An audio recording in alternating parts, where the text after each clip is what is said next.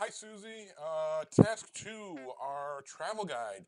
So I like the idea of the suitcases. I think some of them work much better than the others. Before we touch on that, a couple housekeeping things.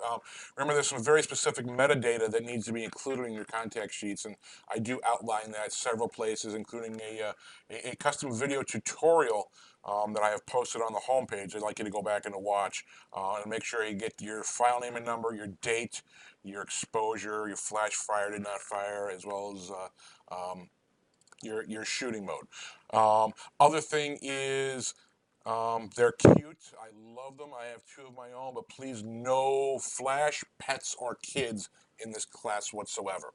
Okay, that's all for housekeeping. So looking up at your suitcase images. So a lot of them are very neat, very clean, very organized, and I'm on the road right now. I travel pretty frequently. In fact, probably 3 out of the 4 weeks per month for my daytime job, and I live out of a suitcase in my hotel. And my suitcases very rarely ever look this clean and organized. I think the ones that have things like the clothes poking out, stuff on top of it, those really work better because it helps to tell the story of somebody actually traveling rather than, well, maybe I've had this.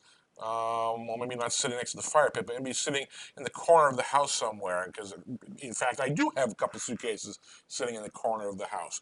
So I think ones that really show human interaction with the clothes hanging out. Even I like the composition of this with the lock. I think this of the two, of the horizontal and the vertical, I like this one better.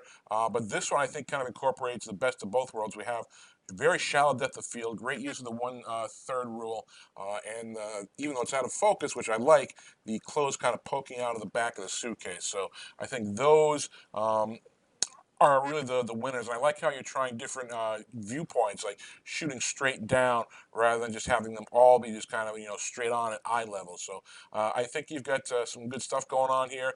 Like I said, just go ahead and replace the kiddo with a different image, and also be sure to rotate the images the way that they were shot, and I do discuss that in the video. So hopefully this helps. If you have any questions at all, please don't hesitate shooting me an email.